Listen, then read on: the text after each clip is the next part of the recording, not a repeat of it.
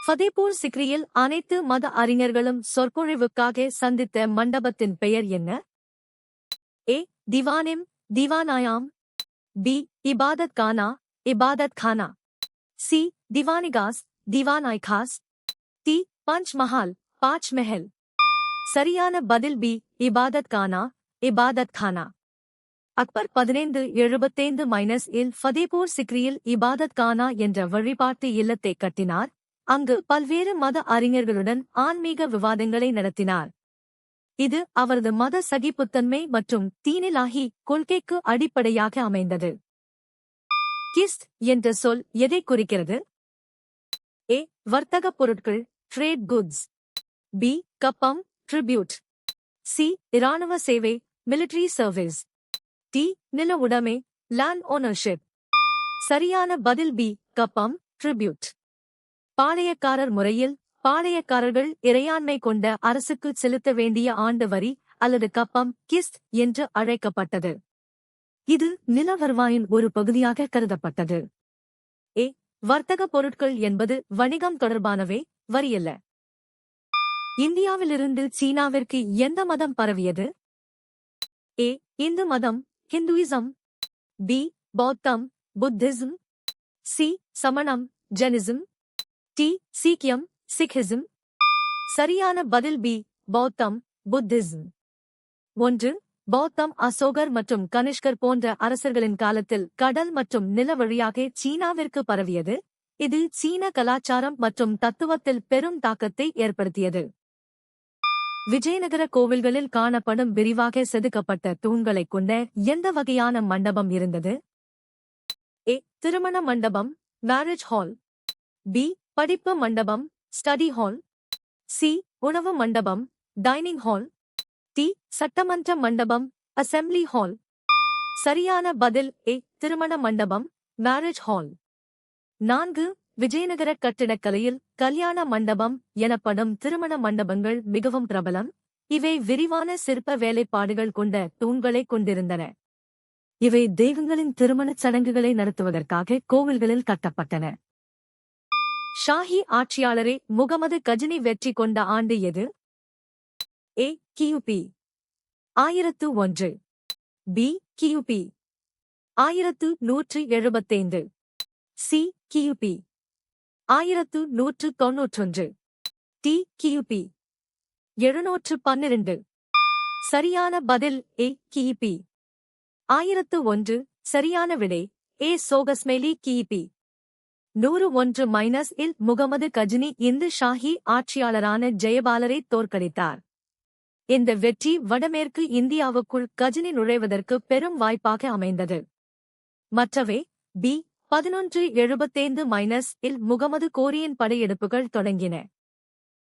ஜிகுராட்களின் தோற்றத்தை வேறுபடுத்திக் காட்டியது எது? ஏ. தட்டையான கூரைகள் மற்றும் பல மாடிகள். பி. வட்டமான அடித்தளங்கள் மற்றும் குவிமாட உச்சிகள். சி. அலங்காரங்கள் இல்லாத எளிய செவ்வக கட்டமைப்புகள். டி. படிக்கட்டுகளுடன் கூடிய செங்குத்தான பிரமிடுகள். சரியான பதில் டி. படிக்கட்டுகளுடன் கூடிய செங்குத்தான பிரமிடுகள். 1. மெசபடோமியாவில் கட்டப்பட்ட ஜிகுராட்கள் பல அடுக்குகளைக் கொண்ட கோபுரங்கள் போன்ற அமைப்பாகும். இதன் உச்சியை அடைய வெளிப்பக்க படிக்கட்டுகள் இருந்தன. இவை பிரமிடு வடிவில் இருந்தாலும் படிக்கட்டுகளுடன் கூடிய தனித்துவமான தோற்றம் கொண்டவை. 2. வாஸ்கோ ட காமா தனது இரண்டாவது இந்திய பயணத்தில் எத்தனை கப்பல்களை வைத்திருந்தார்? ஏ. 25. பி. 20. சி. 10. டி. 15. சரியான பதில் பி. 20. 15-02-இல் வாஸ்கோ ட காமா 20 கப்பல்களுடன் தனது இரண்டாவது இந்திய பயணத்தை மேற்கொண்டார். இது போர்ச்சுகீசிய வர்த்தக ஆதிக்கத்தை நிலைநாட்டவும் அரேபிய வர்த்தகர்களை ஒடுக்கவும் உதவியது. ஏ. 25 கப்பல்கள் என்பது வரலாற்று ரீதியாக தவறான எண்ணிக்கை. புதுச்சேரிக்கு அருகில் சங்க கால துறைமுகம் எங்கு அமைந்திருந்தது? A. Pattanam Pattanam. B. Keezhadi Keezhadi. C. Kodumanal Kodumanal. D. Arikamedu Arikamedu. சரியான பதில் டி. அரிக்கமேடு அரிக்காமேடு. சரியான விடை அரிக்கமேடு புதுச்சேரிக்கு அருகில் அமைந்துள்ள ஒரு முக்கியமான சங்ககால ரோமானிய வர்த்தக மையமாகும். இங்கு அகழ்வாராய்ச்சியின் போது ரோமானிய நாணயங்கள் மற்றும் மட்பாண்டங்கள் கண்டெடுக்கப்பட்டுள்ளன. கொச்சி மற்றும் சோழமண்டல கடற்கரை தொடர்பான டச்சு பதிவுகளின் மொத்த தொகுதிகளின் எண்ணிக்கை என்ன? ஏ 1777 தொகுதிகள், பி 1845 தொகுதிகள், சி 1642 தொகுதிகள், டி 1917 தொகுதிகள். சரியான பதில் சி 1642 தொகுதிகள். 1. கொச்சி மற்றும் சோழமண்டல கடற்கரை தொடர்பான டச்சு பதிவுகள் மொத்தம் 1642 தொகுதிகளைக் கொண்டுள்ளன. இவை தற்போது தமிழ்நாடு ஆவணக் காப்பகத்தில் பாதுகாக்கப்படுகின்றன. 2. 1777 தொகுதிகள் என்பது தவறான எண்ணிக்கை. அதைக் கைப்பற்றிய பிறகு பாமினி மன்னர்களின் சிம்மாசனமாக மாறியது எது? ஏ மரகத சிம்மாசனம், தி எமரல்ட் த்ரோன், பி மயிலாசனம், தி பீகாக் த்ரோன், சி நீலமணி சிம்மாசனம், தி டர்கோய்ஸ் த்ரோன், டி மாணிக்க சிம்மாசனம், தி ரூபி த்ரோன். சரியான பதில் சி நீலமணி சிம்மாசனம், தி டர்கோய்ஸ் த்ரோன். 6. வாரங்கல் மன்னரிடமிருந்து கைப்பற்றப்பட்ட நீலமணி டர்கோய்ஸ் சிம்மாசனம் பாமினி சுல்தான்களின் அதிகாரப்பூர்வ அரியணையாக மாறியது. இது விலைமதிப்பற்ற கற்களால் அலங்கரிக்கப்பட்ட ஒரு புகழ்பெற்ற சிம்மாசனமாகும். 1806-இல் நடந்ததாக குறிப்பிடப்பட்டுள்ள கிளர்ச்சி எது? ஏ அலிநகர் உடன்படிக்கை, ட்ரீட்டி ஆஃப் அலிங்கர், பி வேலூர் கிளர்ச்சி, வேல்லோர் ரிபெல்லியன், சி பெரும் கிளர்ச்சி, கிரேட் ரிபெல்லியன், டி பாளையக்காரர் கிளர்ச்சி, போலிகர் ரிபெல்லியன். சரியான பதில் பி வேலூர் கிளர்ச்சி, வேல்லோர் ரிபெல்லியன். 7. ஜூலை 1806 அன்று வேலூர் கோட்டையில் சிப்பாய்கள் புதிய இராணுவ விதிமுறைகளுக்கு எதிராக கிளர்ச்சி செய்தனர். இது 1857 பெரும் புரட்சிக்கு ஒரு முன்னோடியாக கருதப்படுகிறது. பக்தி துறவிகளின் வாழ்விடங்களும் தொடர்புடைய இடங்களும் எங்கு பார்வையிடப்படுகின்றன? ஏ கர்நாடகா, கர்நாடக், பி ஆந்திர பிரதேசம், ஆந்திர பிரதேஷ், சி தமிழ்நாடு, தமிழ்நாடு, டி கேரளா, கேரளா. சரியான பதில் சி தமிழ்நாடு, தமிழ்நாடு. 6. பக்தி இயக்கம் தமிழகத்தில் தோன்றி வளர்ந்ததால் ஆழ்வார்கள் மற்றும் நாயன்மார்கள் வாழ்ந்த இடங்களும் அவர்கள் பாடிய தலங்களும் தமிழ்நாட்டிலேயே அதிகம் உள்ளன. இன்றும் பாடல் பெற்ற தலங்கள் மற்றும் திவ்ய தேசங்கள் என இவை பக்தர்களால் தரிசிக்கப்படுகின்றன. முகலாயர் காலத்தில் உருது, இந்தி மற்றும் பிற பிராந்திய மொழிகளைத் தவிர எந்த மொழியில் அதிக அளவிலான இலக்கியங்கள் உருவாக்கப்பட்டன? ஏ தமிழ், பி சமஸ்கிருதம், சி பாரசீகம், டி தெலுங்கு. சரியான பதில் சி பாரசீகம். 4. முகலாய பேரரசின் அதிகாரப்பூர்வ நிர்வாக மொழியாக பாரசீகம் இருந்ததால் அக்காலத்தில் ஏராளமான வரலாற்று நூல்களும் கவிதைகளும் இம்மொழியில் எழுதப்பட்டன. அக்பர் மற்றும் ஷாஜகான் போன்ற மன்னர்கள் பாரசீக அறிஞர்களை பெரிதும் ஆதரித்தனர்.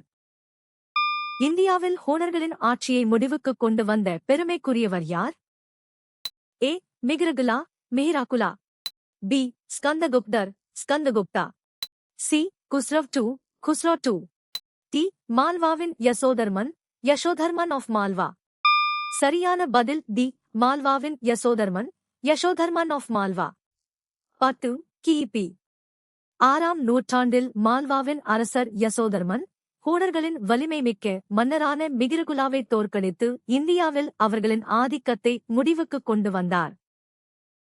மொழி புலமைக்கு கூடுதலாக வேலுநாச்சியார் என்ன திறன்களைக் கொண்டிருந்தார்? ஏ நெசவு மற்றும் மட்பாண்டம், பி ஓவியம் மற்றும் சிற்பம், சி குதிரை சவாரி மற்றும் வில்வித்தை, டி பாட்டு மற்றும் நடனம். சரியான பதில் சி குதிரை சவாரி மற்றும் வில்வித்தை. 6. வேலுநாச்சியார் தனது இளமைக் காலத்திலேயே சிலம்பம், குதிரை சவாரி மற்றும் வில்வித்தை போன்ற போர்க்கலைகளில் மிகச் சிறந்து விளங்கினார். அவர் ஒரு சிறந்த போர் வீராங்கனையாகவும் சிவகங்கையின் வீரமிக்க ராணியாகவும் திகழ்ந்தார். சீன பெருஞ்சுவர் என்று எந்த கட்டமைப்பு பட்டியலிடப்பட்டுள்ளது? ஏ ஒரு மத உரை, a religious text, பி ஒரு வகை ஆயுதம், a type of weapon. C. ஒரு அரசாங்க வடிவம், a form of government.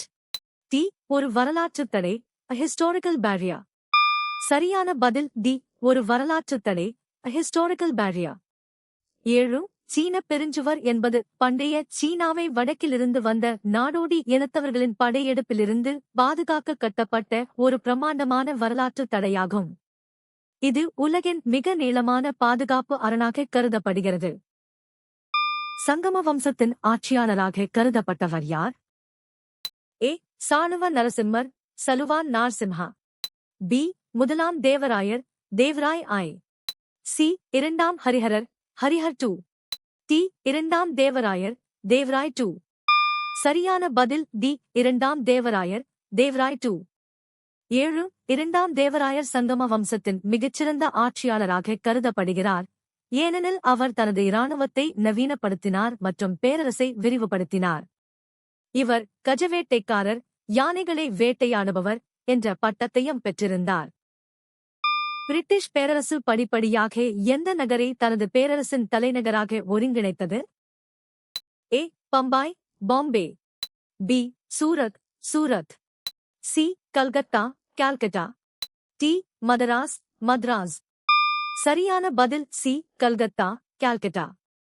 சரியான விடை C. சோகஸ்மேலி. பிரிட்டிஷ் பேரரசு 1911ஆம் ஆண்டு வரை கல்கத்தாவை தனது தலைநகராக கொண்டு இந்தியாவை ஆட்சி செய்தது. அதன் பின்னரே தலைநகரம் டெல்லிக்கு மாற்றப்பட்டது. நீங்கள் எத்தனை சரியாக பதிலளித்தீர்கள்?